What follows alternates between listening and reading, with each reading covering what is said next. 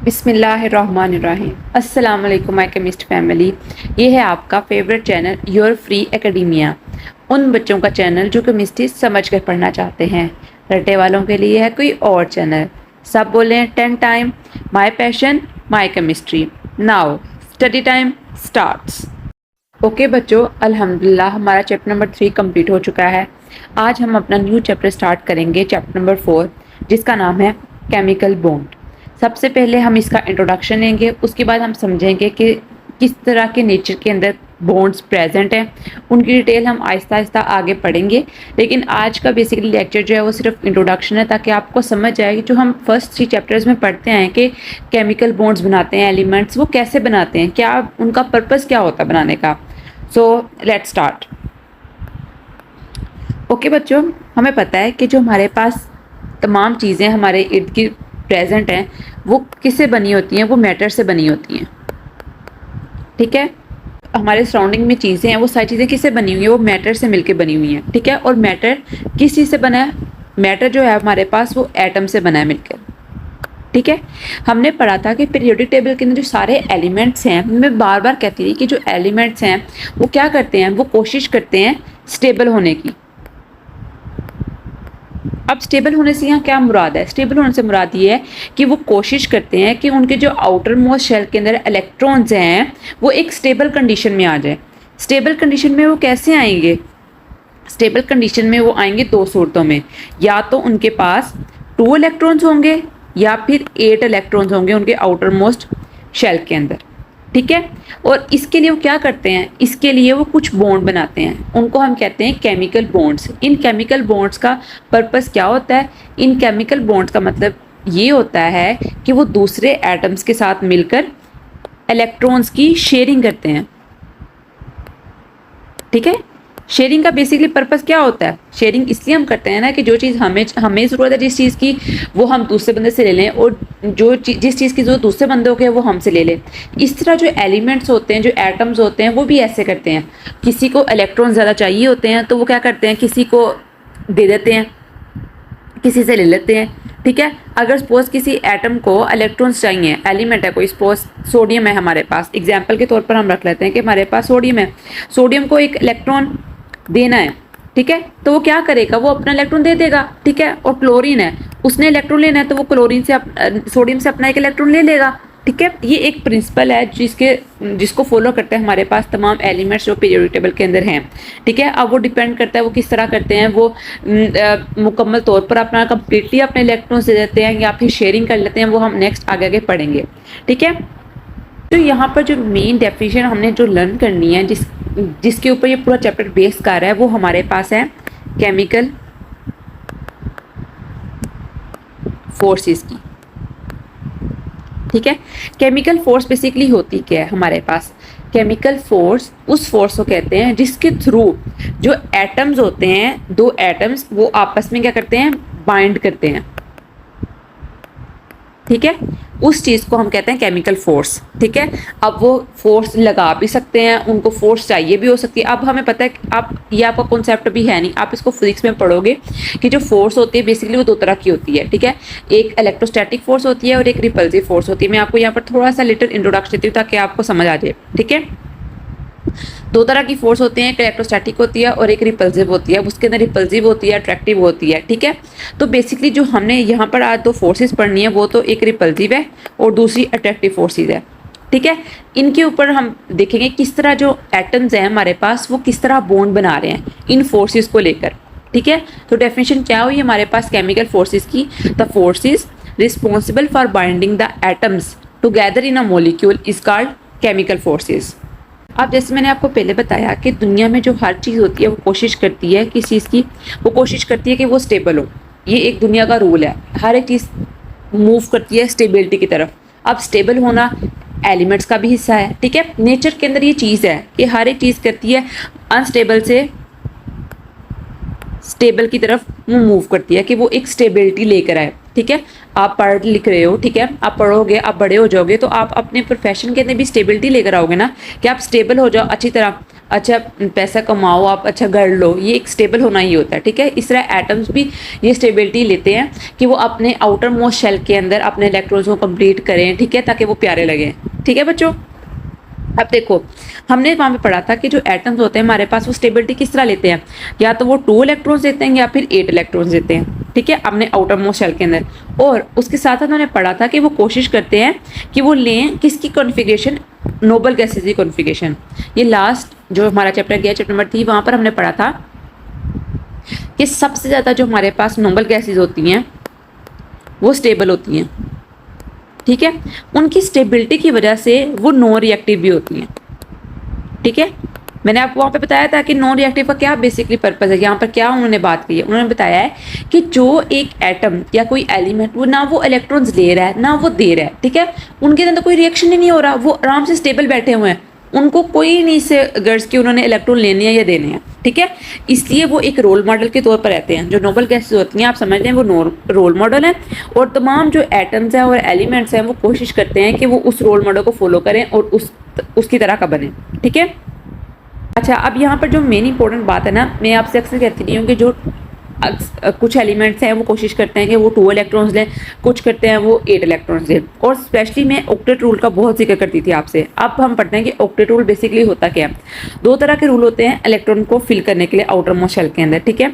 एक तो हो गया हमारे पास डुप्लेट रूल, और दूसरा हमारे पास है octet rule. Duplet mean 2 electrons in the outer most shell and octet means 8 electron in the outer most shell, ठीक है। अब ये 2 और आपसे ये पूछ सकते हैं कि कितने नंबर ऑफ जो इलेक्ट्रॉन्स होते हैं हमारे पास वो स्टेबिलिटी की को शो करते हैं। तो आपने फ़ौरन से बताना है कि 2 इलेक्ट्रॉन्स हो या फिर 8 इलेक्ट्रॉन्स हो, ये दोनों जो नंबर ऑफ इलेक्ट्रॉन्स हैं ये स्टेबिलिटी को शो करते हैं। और स्टेबिलिटी किस तरह होती है, जैसे 2 इलेक्ट्रॉन्स की जो स्टेबिलिटी होती है वो भी तो नोबल गैस की स्टेबिलिटी है। जैसे हीलियम, हीलियम हमारे पास नोबल गैस है तो ये स्टेबल है हमारे पास, जो हीलियम है, ठीक है, ये नोबल गैस है, ये भी स्टेबिलिटी है। उसके अलावा 8 इलेक्ट्रॉन्स जो होते हैं हमारे पास, नियोन, आर्गन, क्रिप्टॉन, जीनोन, ये इन सब के अंदर 8 इलेक्ट्रॉन्स होते हैं। np6 इनकी मुकम्मल तौर पर फिल होती है, ठीक हो गया बच्चों। ओके बच्चों, नेक्स्ट है completely filled shells don't want to gain और lose electrons, that's why non reactive. जैसे मैंने आपको पहले बताया कि जो नोबल गैसेस होती हैं उन्होंने ना तो इलेक्ट्रॉन्स देने हैं ना देने हैं उन्होंने, तो वो इस वजह से वो नॉन रिएक्टिव होती हैं, ठीक है। उनके पास जो होती है वैलेंस शेल कंप्लीटली फिल्ड होती है, ठीक है, और इसकी वजह से उनके पास कोई जगह ही नहीं बनती कि वो इलेक्ट्रॉन्स को ऐड करें अपने पास, ठीक है। वो आराम से रहते हैं, उन्होंने कुछ नहीं किसी ना किसी का रिएक्शन करना है, ठीक है, आराम से रहना है, ठीक है बच्चों।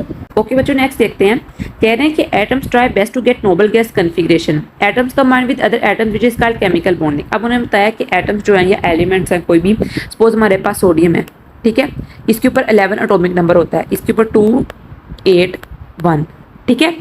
अब देखें इसके पास क्या है, इसके पास जो आउटर मोस्ट शेल है ना उसके अंदर इसके पास 1 इलेक्ट्रॉन है, ठीक है। ये जब अपना 1 इलेक्ट्रॉन जो है वो लूज करेगी तो ये स्टेबल नहीं हो जाएगी।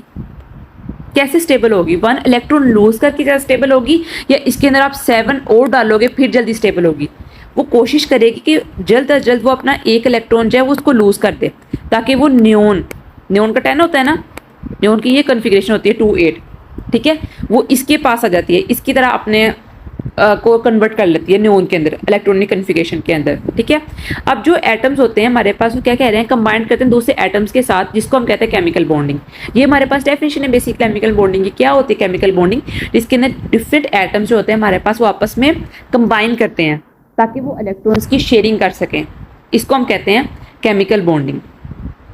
Next, atoms form chemical bonds to achieve stability by acquiring nearest inert gas configuration. अब उन्होंने कहा है कि एटम्स जो होते हैं हमारे पास उनकी स्टेबिलिटी का सिर्फ एक ही रास्ता है, वो क्या है, उनकी स्टेबिलिटी का सिर्फ एक रास्ता वो ये है कि वो नोबल गैस जो होती है उसकी कॉन्फिगरेशन को अचीव करने की कोशिश करते हैं।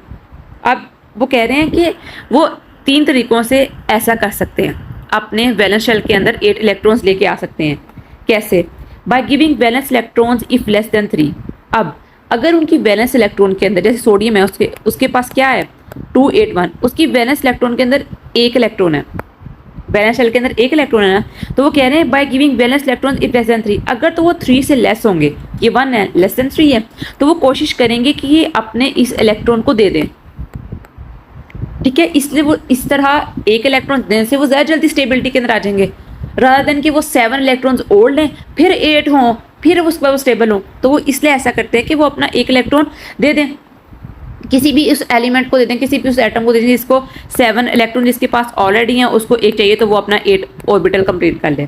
ठीक है, उसके अलावा कैसे है, bye gaining if more than 5 और 5, और आप ले भी सकते हो, जैसे हमारे पास मैंने अभी बताया कि अगर हो सकता है किसी एलिमेंट ऐसा हो, जैसे हमारे पास फॉर एग्जांपल हमारे पास क्लोरीन है, क्लोरीन का क्या होता है 70 होता है, इसके आउटर मोस्ट शेल के अंदर हमारे पास 7 इलेक्ट्रॉन्स होते हैं।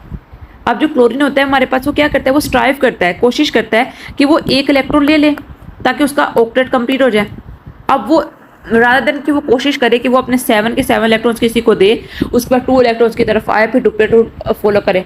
तो एलिमेंट्स जिनका वैलेंस शेल के अंदर 5 इलेक्ट्रॉन्स या 5 इलेक्ट्रॉन से ज़्यादा इलेक्ट्रॉन्स हैं, तो वो कोशिश करते हैं कि वो इलेक्ट्रॉन्स को गेन करें। ठीक है बच्चों, next by sharing valence electron. अब शेयरिंग वैलेंस इलेक्ट्रॉन से क्या है, अब वो इस तरह भी शेयर कर सकते हैं कि जिस तरह हमारे पास हम किसी को, मैंने आपको पहले शेयरिंग का कॉन्सेप्ट बताया है कि आप भी वो चीज़ यूटिलाइज कर रहे हो और अगला बंदा वो चीज़ यूटिलाइज कर रहा है। ठीक है, आप इस तरह भी कर सकते हो, या तो आप किसी को वो चीज़ पूरी दे दो कि यू कैन यूज़ इट, या फिर आप खुद रख लो वो चीज़ और उसको भी दो, दोनों आपस में आप हाफ 50-50 कर लो। तो इस तरह भी आप ऑक्टेट रूल को अपने फॉलो कर सकते हैं। नेक्स्ट कह रहे हैं वो एटम्स हैविंग लेस देन 2 और 8 इलेक्ट्रॉन्स आर अनस्टेबल। आप कहते हैं कि ऐसे एटम्स जिनके 2 और 8 इलेक्ट्रॉन से लेस होंगे, अब क्लोरीन के पास 7 इलेक्ट्रॉन्स हैं तो वो अनस्टेबल हुआ ना, स्टेबिलिटी की तरफ जा रहा है ना। फिर स्टेबिलिटी जब वो 8 इलेक्ट्रॉन्स अपने ले लेगा तो वो इलेक्ट्रॉनिक कन्फिगरेशन अपनी कंप्लीट कर लेगा ऑक्टेट रूल के मुताबिक। ठीक है, नेक्स्ट कह रहे हैं how to identify the way an atom reacts. यहाँ पर एक बेसिक कॉन्सेप्ट है, वो यहाँ पर कहते हैं कि हमें कैसे पता चलता है कि एक एटम कैसे रिएक्ट करता है। ठीक है, हमने अब ये देखना है कि कैसे हमें पता चलेगा कि एक एटम जो है वो हमारे पास रिएक्ट कर रहा है। अब हमें पता है कि जो एलिमेंट्स हैं, जो पीरियोडिक टेबल के अंदर अरेंजमेंट है, वो चैप्टर नंबर 2-3 के अंदर हमने अच्छी तरह पढ़ी है कि कैसे एलिमेंट्स अरेंज हुए हैं, क्या उनका ट्रेंड रहा है और क्यों उनका ट्रेंड इंक्रीज और डिक्रीज किया। अब जो ग्रुप में एलिमेंट्स हैं वो कैसे अरेंज हुए हैं, वो वैलेंस शेल इलेक्ट्रॉन्स की बेस पे बेस हुए हैं। ठीक है, जिसके जितने वैलेंस शेल के अंदर इलेक्ट्रॉन्स है ना, उसको उतने ग्रुप में रखती है। ठीक है, अगर उसकी वैलेंस शेल के अंदर 1 इलेक्ट्रॉन है तो उसको फर्स्ट ग्रुप में रखा है। फॉर एग्जांपल हमारे पास है first group hydrogen, lithium, sodium. देख लो आप, इन तीनों के वैलेंस शेल के अंदर हमारे पास 1 इलेक्ट्रॉन है। ठीक है, उसके अलावा आप हैलोजन चेक कर लो, फ्लोरीन, क्लोरीन, ब्रोमीन और आयोडीन चेक करो, इनकी वैलेंस शेल के अंदर सब के अंदर 7 इलेक्ट्रॉन्स हैं। क्लोरीन का तो भी हमें पढ़ा है ना, 7 इलेक्ट्रॉन्स है इसकी वैलेंस शेल के अंदर। ठीक है बच्चों, और हमें पता है कि इस तरह ये एलिमेंट्स जो है हमारे पास ग्रुप में अरेंज है। ठीक है, और अब हमें इनसे पता चल जाता है एलिमेंट्स को ग्रुप में अरेंज करने से हमें क्या फ़ायदा हुआ है, हमें कैसे पता चला है कि एटम ने इस तरह रिएक्ट करना है। अब देखें, सपोज हमने अभी किसकी पढ़ी थी एग्जाम्पल, हमने पढ़ी थी क्लोरीन की, 17 किस ग्रुप में है, 17 ग्रुप में ही है। ठीक है, 7A जिसको कहते हैं हम। ठीक है, इसका मतलब क्या है कि इसके आउटर मोस्ट शेल के अंदर कितने इलेक्ट्रॉन्स हैं, इसके आउटर मोस्ट शेल के अंदर 7 इलेक्ट्रॉन्स हैं। अब हमें पता चला ना कि उसके पास 7 इलेक्ट्रॉन्स है, तो वो एक इलेक्ट्रॉन ले लेगा तो वो अपना ऑक्टेट कंप्लीट कर लेगा। हमें पता चल गया कि उसको इलेक्ट्रॉन की ज़रूरत है। सपोज हमारे पास सोडियम है, फर्स्ट ग्रुप के अंदर है ना, तो अब हम इसकी इलेक्ट्रॉनिक कन्फिगरेशन करें 2 8 1 1 है। अब हमें ये पता है कि ये एक इलेक्ट्रॉन दे के जल्दी स्टेबल होगा। ठीक है ना, rather than कि वो 7 इलेक्ट्रॉन्स ओढ़ ले और अपने आप को स्टेबल करे। ठीक हो गया बच्चों। नेक्स्ट है हमारे पास chemical bond is the force of attraction between atoms that hold them together in a substance. अब हमने पढ़ लिया कि जो मॉलिक्यूल्स होते हैं फॉर्म करते हैं हमारे पास फॉर H2। मैंने आपको तभी बताया था कि हाइड्रोजन और हाइड्रोजन एक दोनों एटम्स या एलिमेंट्स मिले हैं तो हमारे पास एक मॉलिक्यूल बना है। ठीक है, तो ये हमारे पास क्या बना है, ये हमारे पास केमिकल बॉन्ड बन गया है। दोनों ने अपने इलेक्ट्रॉन्स शेयर किए हैं तो उन्होंने एक केमिकल बॉन्ड बना लिया। और किस वजह से हुआ है, कुछ फोर्स ऑफ अट्रैक्शन की वजह से। एक के जो न्यूक्लियस था उसने दूसरे के इलेक्ट्रॉन को खींचा, जो दूसरे का न्यूक्लियस था उसने दूसरे के इलेक्ट्रॉन को खींचा। इस तरह उन्होंने आपस में एक बॉन्ड बना लिया। ठीक हो गया बच्चों। नेक्स्ट मोस्ट इंपॉर्टेंट जो पॉइंट है इस चैप्टर का, जो आपने समझना है, जो कि आपके FSC लेवल तक जाएगा, वो ये है ड्यूरिंग बॉन्ड फॉर्मेशन सम फोर्सेज होल्ड देम। अब हमें पता है जब हमने बॉन्ड बनाया, सपोज हमारे पास हाइड्रोजन और हाइड्रोजन का है। ठीक है, अब हमें पता है कि कुछ फोर्सेस हैं जो इनको होल्ड कर रही हैं।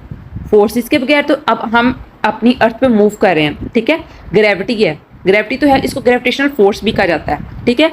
उसकी वजह से हम अर्थ के ऊपर मूव कर रहे हैं, अर्थ हमें अपनी तरफ अट्रैक्ट कर रही है तो हम मूव करते जा रहे हैं अर्थ पर। हम जो दूसरे प्लैनेट्स हैं जो अर्थ सन से दूर दूर हैं, उनके ऊपर क्यों नहीं हम इतनी आसानी से चल सकते हैं? क्योंकि उनके पास इतनी ग्रेविटी नहीं है, ग्रेविटेशनल फोर्स नहीं है। सेम इसी तरह जब एटम्स जो होते हैं हमारे पास, उनके दरमियान केमिकल बॉन्ड होता है, वो बॉन्ड फॉर्मेशन होती है, तो कुछ फोर्स जो होती है उनको होल्ड करती है। इसी फोर्स की वजह से जो एटम्स होते हैं, जो एलिमेंट्स होते हैं, वो आपस में करीब भी आते हैं और उनकी सेपरेशन भी होती है। ठीक हो गया बच्चों? अब हम देखते हैं कि वो कौन सी दो फोर्सेज हैं जो कि डोमिनेट करती हैं। मैं आपको पहले उनके नाम बताती हूँ। एक होती है इलेक्ट्रोस्टैटिक फोर्स, ठीक है, जिसके ऊपर दो फोर्सेज आती हैं, अट्रैक्टिव फोर्सेस और repulsive forces. As the name shows, attractive forces कौन सी फोर्सेस होती हैं? जो कि डिफरेंट चार्जेस को आपस में अट्रैक्ट करवाती हैं। ये मैंने आपको फर्स्ट चैप्टर के अंदर, कॉन्सेप्ट के अंदर बहुत डिटेल से बताया था कि क्या है ये, ठीक है। और रिपल्सिव फोर्सेस क्या होती हैं? जो कि सेम चार्जेस के दरमियान प्रेजेंट होती हैं। अट्रैक्टिव ऑपोजिट चार्जेस के दरमियान और रिपल्सिव सेम चार्जेस के दरमियान। वो पॉजिटिव पॉजिटिव भी हो सकते हैं, पॉजिटिव नेगेटिव भी हो सकते हैं, ठीक है। अब उन्होंने बताया कि क्या होता है। कहते हैं कि अगर तो बॉन्ड फॉर्मेशन हमारे पास वो क्या हो between ions, it is due to electricity force of attraction between them. अगर सपोज हमारे पास दो आयंस हैं, एक हमारे पास सोडियम है और एक हमारे पास क्लोराइड है, ठीक है। कहते हैं कि अगर तो हमारे पास जो बॉन्ड है वो ऐसे फॉर्म हो कि दो हमारे पास आयंस हो, तो हमारे पास उनके अंदर जो फोर्स डोमिनेट करेगी वो इलेक्ट्रोस्टैटिक फोर्स ऑफ अट्रैक्शन होगी, ठीक है। क्या होगी? Electrostatic force of attraction. अब उसके अलावा हमारे पास वो क्या कहते हैं? उसके अलावा हमारे पास कहते हैं but if bond formation is between similar atoms or between the atoms that have comparable electronegativity, then chemical bond formation is by sharing of electrons. This sharing of electrons may be mutual or one sided. अब उन्होंने बताया कि हमारे पास suppose हमारे पास क्या है, chlorine molecule है, ठीक है, क्लोरीन और क्लोरीन, ये दोनों हमारे पास सेम मोलिक्यूल हैं, ठीक है, सेम एटम है, सॉरी। अब इनकी इलेक्ट्रोनेगेटिविटी दोनों की सेम है। इलेक्ट्रोनेगेटिविटी का कॉन्सेप्ट क्या था कि इलेक्ट्रोनेगेटिविटी के अंदर जो एटम होता है, ठीक है, उसका जो न्यूक्लियस होता है वो अट्रैक्ट करता है, ये पावर होती है, ठीक है। क्या, किस चीज़ को अट्रैक्ट करने की पावर होती है? इलेक्ट्रॉन्स को अट्रैक्ट करने की पावर होती है। अब जब दोनों एलिमेंट्स जो हैं वो हमारे पास सेम है, क्लोरीन और क्लोरीन, तो इन दोनों की पावर सेम होगी, ठीक है ना। इन दोनों की जब पावर सेम होगी ना, तो हमारे पास जो इलेक्ट्रॉन्स होंगे ना वो दोनों में शेयर हो जाएंगे, ठीक है, शेयरिंग ऑफ इलेक्ट्रॉन्स हो जाएगी। अब इस वाले क्लोरीन को भी चाहिए और इस वाले क्लोरीन को भी चाहिए। अब दोनों आपस में बॉन्ड बना लेंगे, या तो वो म्यूचुअल भी हो सकता है और वन साइडेड भी हो सकता है। ये हम आगे जाके पढ़ेंगे क्या ये म्यूचुअल और वन साइडेड का कॉन्सेप्ट है कोवलेंट बॉन्ड्स के अंदर, ठीक है, वो इस डेफिनेशन को अच्छी तरह डिफाइन करता है। नेक्स्ट बच्चों को कहते हैं when two approaching atoms come closer. अब देखो दो हमारे पास एटम है, सपोज हाइड्रोजन और हाइड्रोजन है, ठीक है, वो एक दूसरे के पास आ रहे हैं, ठीक है। अब दोनों के ऊपर same suppose positive positive charge है। अब जब उन दोनों के ऊपर पॉजिटिव पॉजिटिव चार्ज होगा तो क्या होगा? उनके ऊपर रिपल्सिव फोर्सेस जो होंगी वो एक्ट करेंगी, ठीक है। दोनों के ऊपर पॉजिटिव पॉजिटिव चार्ज है तो रिपल्सिव फोर्सेस जो होंगी हमारे पास अट्रैक्ट करेंगी। लेकिन अगर हमारे पास दोनों के ऊपर ऑपोजिट चार्ज है, सपोज हमारे पास सोडियम है और क्लोराइड है, क्लोराइड के ऊपर नेगेटिव है और सोडियम के ऊपर पॉजिटिव है, तो हमारे पास अट्रैक्टिव फोर्सेस डोमिनेट करेंगी, ठीक है बच्चों। लेकिन यहाँ पर उन्होंने एक बात बताई है कि जो हमारे पास केमिकल बॉन्ड की फॉर्मेशन होती है, सपोज हमारे पास एग्जांपल है ना NaCl की, ये केमिकल बॉन्ड फॉर्म हुआ है हमारे पास, ये तभी फॉर्म हो सकता है जब हमारे पास अट्रैक्टिव फोर्सेस डोमिनेट करें, ठीक है। जब दोनों एक दूसरे को अट्रैक्ट करेंगे तभी बॉन्ड फॉर्म होगा। जब वो एक दूसरे को रिपेल करी जाएंगे, दूर दूर जाएंगे, तो कैसे हमारे पास बॉन्ड फॉर्म होगा? बॉन्ड फॉर्म होने की शर्त ही ये है कि दोनों एक दूसरे को अट्रैक्ट करें। जब वो अट्रैक्ट करेंगे तो उनके ऊपर अट्रैक्टिव फोर्सेज जो होंगी वो डोमिनेट कर जाएंगी, ठीक है। यहाँ पर एक और कॉन्सेप्ट है, कहते हैं the energy of the system is load and molecule is formed. ये की पॉइंट है, आप समझ लो कि जब भी हमारे पास एक मोलिक्यूल ने फॉर्म होना है तो हमारे पास जो उसकी एनर्जी है ना वो लो हो जाएगी सिस्टम की। ठीक है, ये बेसिकली बच्चों ये स्टेबिलिटी की वजह से होता है। ठीक है, जब एटम जो होते हैं उन्होंने स्टेबल होना होता है ना, तो वो अपनी सिस्टम की एनर्जी जो होती है उसको बहुत लो कर देते हैं। ठीक है, जब वो स्टेबलाइज्ड हो गए, अपनी एनर्जी को उन्होंने लो कर दिया, बहुत ज़्यादा एनर्जी को अपनी लो कर दिया, स्टेबलाइज्ड हो गए, तो इस केस के अंदर एनर्जी बाहर भी निकलती है, हीट एवोल्व होती है इस केस के अंदर। ये बात आपने याद रखनी है जब भी बॉन्ड फॉर्मेशन होती है ना, हमारे पास सपोज NaCl का बॉन्ड फॉर्म हुआ है, ठीक है, तो एनर्जी जो होगी हमारे पास वो रिलीज होगी। ठीक है, नेक्स्ट कह रहे हैं otherwise if repulsive forces become dominant no chemical bond will form, in that case there will be increase in energy of the system due to creation of repulsive forces. ठीक है, अब repulsive forces अगर dominate कर जाएंगी, repulsive forces क्या है हमारे पास, दोनों एटम एक दूसरे को रिपेल कर रहे हैं। जब एक दूसरे को रिपेल करेंगे तो सारी बात हमारे पास बॉन्ड तो फॉर्म होगा नहीं। बॉन्ड तो हमारे पास, बॉन्ड फॉर्मेशन जो है ना हमारे पास वो अट्रैक्टिव फोर्सेस की वजह से ही होगा। दो शर्तें हैं हमारे पास बॉन्ड फॉर्मेशन की, क्या है हमारे पास, एक तो अट्रैक्टिव फोर्सेस डोमिनेट करें,